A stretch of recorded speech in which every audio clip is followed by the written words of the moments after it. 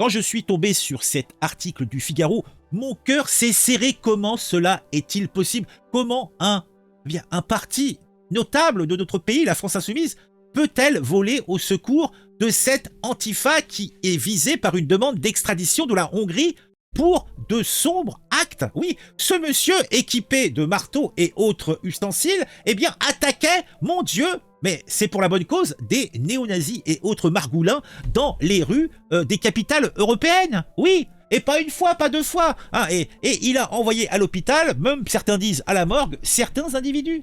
Et la France Insoumise, eh bien, toujours là pour protéger l'innocent et le coupable également, eh bien, s'élève fermement contre la demande d'extradition de ce homme qui me semble s'appelle Gino. Hein, Gino. La France Insoumise a pris la défense d'un militant Antifa visé par une demande d'extradition de la Hongrie. Ce militant est accusé de violence lors de manifestations. Et oui, et il fait face logiquement à une procédure d'extradition initiée par les autorités hongroises, mon Dieu. La LFI, par la voix de ses députés, eh bien, a vivement critiqué ces actes innommables. D'ailleurs, vous voyez là, on a du député. Regardez, là, je me souviens plus des noms, mais on a le fichier S, on a le mec qui shoot dans des ballons à l'effigie de députés ou de ministres, je sais plus. Bon, ah non, tout cela n'est point beau, tout cela n'est point propre, convenez-en avec moi. Voilà, on les voit mieux comme ça. Alors, les députés de LFI ont exprimé leur soutien indéfectible aux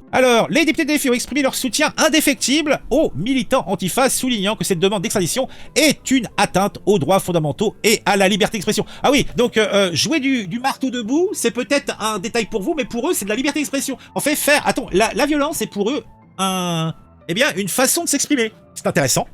Ils ont également mis en avant le contexte politique en Hongrie, où le gouvernement est souvent accusé de réprimer les voix dissidentes. Bah oui, mais bon, c'est une démocratie quand même, et elle fait partie de l'espace Schengen, elle fait partie de... C'est pas, y a pas des chiournes, des sombres géoles, où le mec va être martyrisé et passer à la gégène, je pense pas.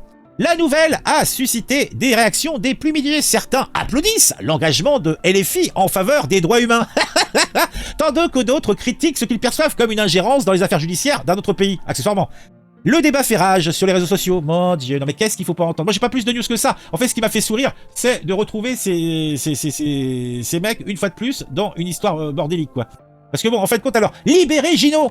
Devant la cour d'appel de Paris, le député LFI Thomas Porte brandit une banderole frappée du logo Antifa. Son collègue, Raphaël Arnaud, élu insoumis du Vaucluse et lui-même porte-parole d'un collectif antifasciste connu pour sa violence, la Jegarde se tient derrière lui. Les deux hommes, accompagnés d'une poignée de militants, se sont ainsi opposés à la demande d'extradition de Rexino Abadjaz, alias Gino, qui comparaissait détenu devant la chambre compétente.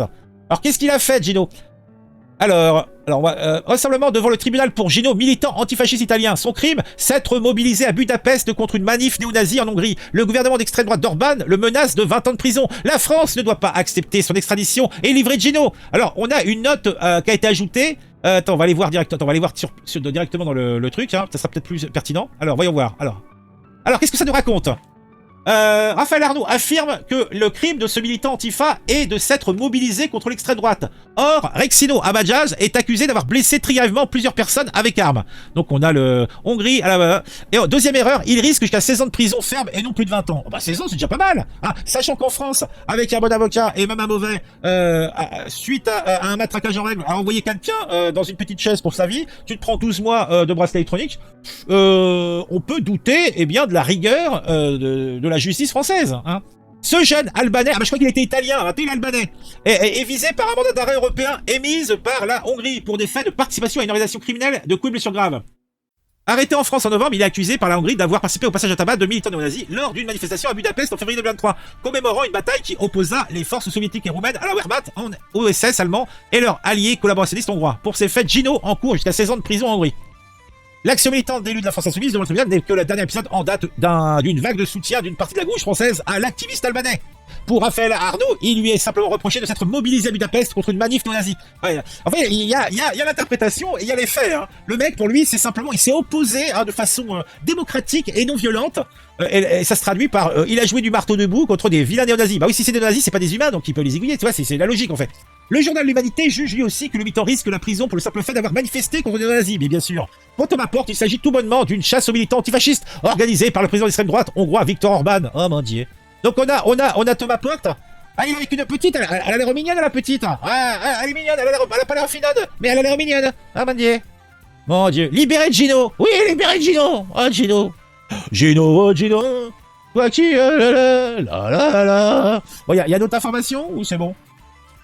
Le 11 décembre dernier, plus de 300 personnalités se sont fait l'écho de cet appel. Parmi elles, de nombreux élus insoumis. Raphaël Arnaud, Manon Aubry, Manuel Bompard, Rima Hassan, Sophia Chikirou, Eric Coquerel. Ah, le haut du panier, hein. Mais aussi des personnalités du milieu de la culture. Les écrivains Annie Ernaux et Sorge Chalandon. Les cinéastes Jean-Luc et Pierre Dardenne.